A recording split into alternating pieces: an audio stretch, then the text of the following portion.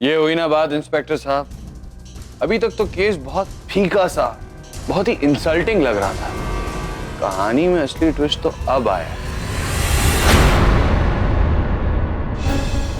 Daddy जी, मुझे दिख रहा है, साफ साफ दिख रहा है। अबे दिख तो मुझे भी रहा है, मुझे क्या दिख रहा है? फांसी का फंदा। जब भी मुंह खोलेगा बेसुरी बात करेगा। चुप।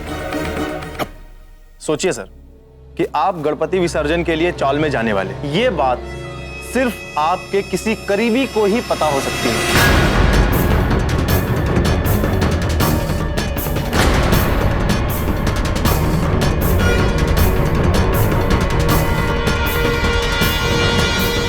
नहीं इंस्पेक्टर, मुझे नहीं लगता कि इनमें से कोई ये सोचने की भी हिम्मत करेगा,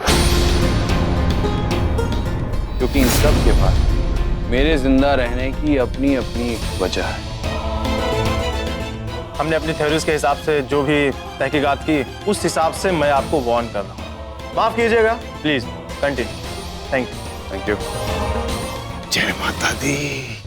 डैडी जी मुबारक हो, बच गए हम दोनों। उल्लू के पट्टे, तूने तो कसम खा लिया कि खुद के साथ साथ मुझे भी फंसा कर दम लेगा। बाहर चल, तेरी बैंड बजाता हूं मैं। चलिए चलिए, जगराते के लिए। मेरे लिए इतनी भक्ति काफी है।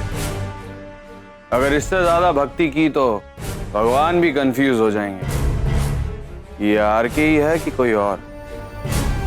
मेरे लिए पैकअप। Good night.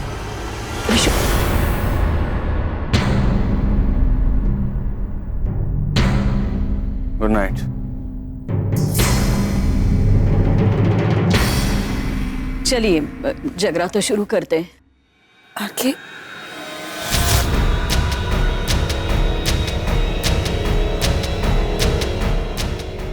ये इंस्पेक्टर साहब ने मुझे सोचने पर मजबूर कर दिया। मेरा ही अपना, मेरे ही घर में से कोई मुझे मारना चाहता है। नहीं, वो तुम तो नहीं।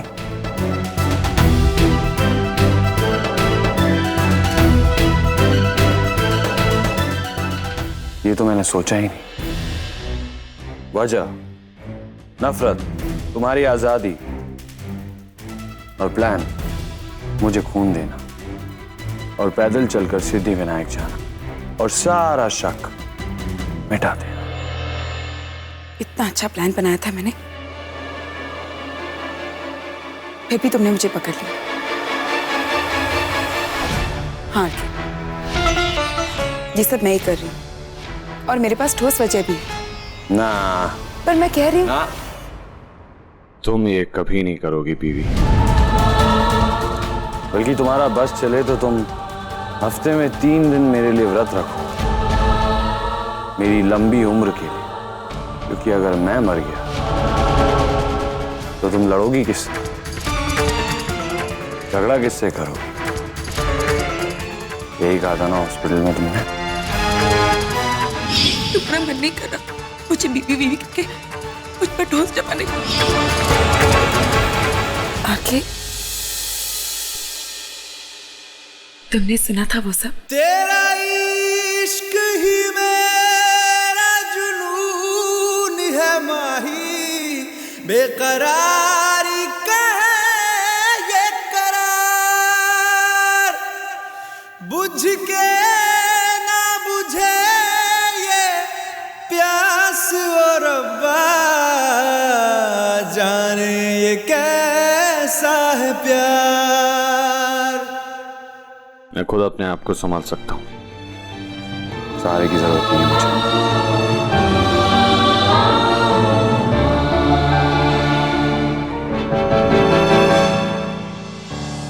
चलो माँ के दर पे नजारे मिलेंगे, जो डूबे हैं उन्हें किनारे मिलेंगे, जो तंग आ चुके हैं इस गमे जिंदगी से उन्हें माँ भवानी के दर से सहारे मिलेंगे। बोल सच्चे दरबार की। भाभी, मैं आपकी कोई मदद कर दूं? कांटा, चम्मच और एक्स्ट्रा प्लेट्स सब लेकर आओ जल्दी। बहुत सारे भुक्कड़ इकट्ठे हुए हैं यहाँ पर। तो आखिर आर के तुमसे साड़ी बदलवा कर ही माना। पूछा नहीं तुमने उससे कि साड़ी बदलवाने के पीछे क्या वजह थी? या पति परमेश्वर से सवाल जवाब नहीं करती तुम? ओ कम ऑन मधु, तुम्हारी शक्ल बता रही है कि वजह जानने के लिए बहुत बेताब हो तुम। कह दूं तुम्हें या चुप रहूं? छोटा सा तो एक राज है।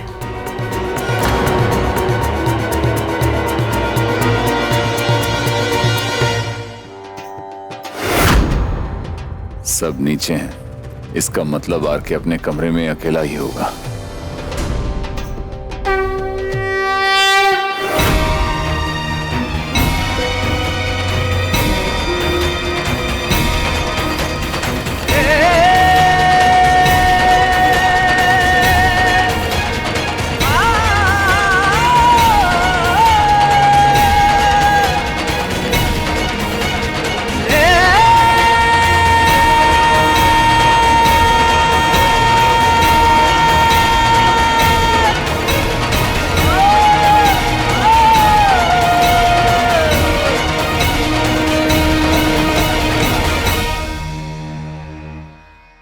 आइए सर जी।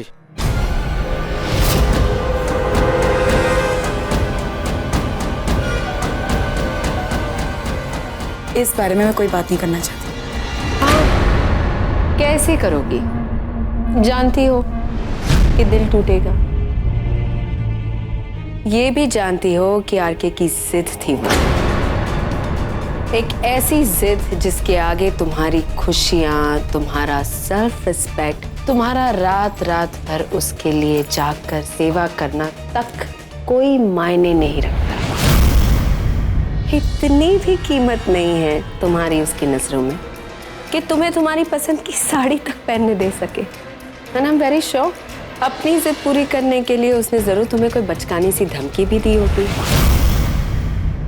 कि अगर तुमने साड़ी नहीं बदली तो मैं तुमसे बात नहीं करूंगा, या पूजा में नीचे तुम्हें तुम्हारे माँ बाप के सामने जाने नहीं दूंगा, है ना? आई नो वेरी वेल मधु, ये मैं गलत नहीं। क्या हुआ? इसमें शर्माना किस बात? सब अपने घर वाले ही हैं। चलो बैठो। अपनी बेटी की तकलीफें अपनी आंखों से देख चुका हूं।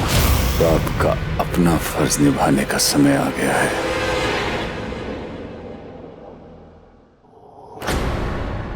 मैं चलती हूँ।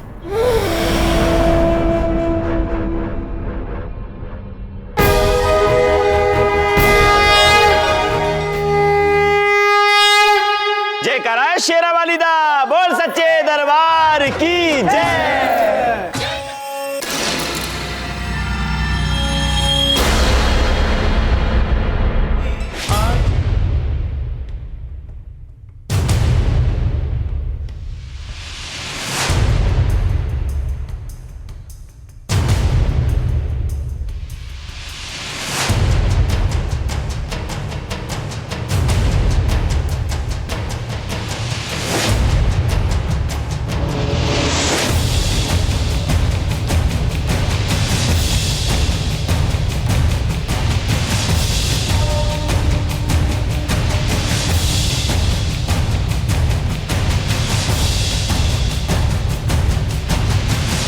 मुझे कोई फर्क नहीं पड़ता कि इसके बाद मेरा क्या होगा।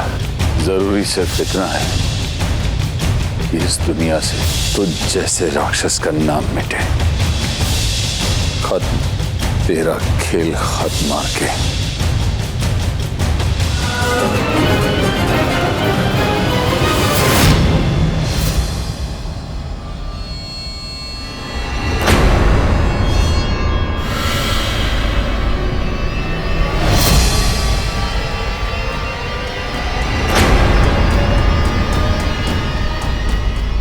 मुद्दई लाख बुरा चाहे तो क्या होता है? वही होता है जो मंजूरे हार के होता है।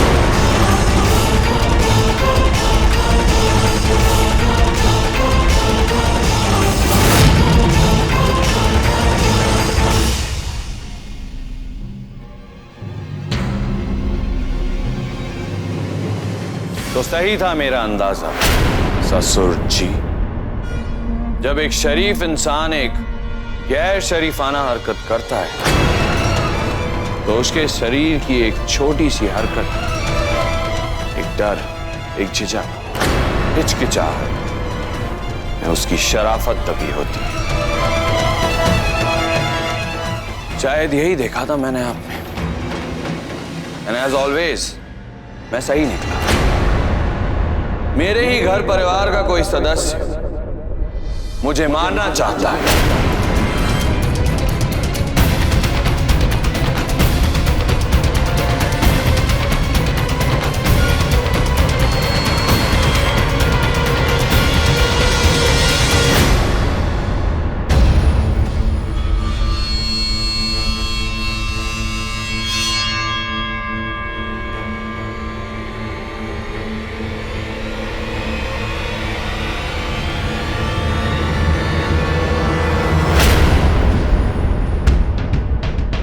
बर्फ का चाकू, ताकि आप मुझे मार के यहां से निकल जाए और बर्फ भी पिघल जाए। ना कोई सबूत, ना कत्ल का हथियार।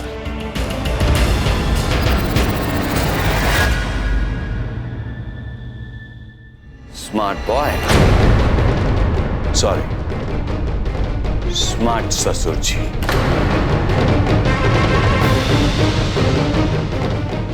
ससुर जी, आपके पास अभी 3 ऑप्शन।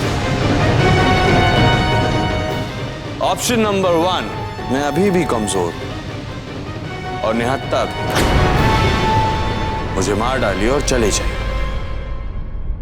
या फिर दूसरा कि मैं सबको यहां बुला लूं और पुलिस भी साथ में आ जाए और वो आपको यहां से घसीटते हुए लेकर एक गंदे से कीड़ों वाले, खटमलों वाले लॉकअप में ले जाकर ठूस दे जिंदगी भर के लिए। या फिर ऑप्शन नंबर 3, वो ये कि आप एक लंबी और गहरी सांस लें और कृपया मुझे बताएं कि क्यों आपने अपने दामाद, करेक्शन, अपनी बेटी के सुहाग को उजाड़ना चाहा। बताइए ससुर।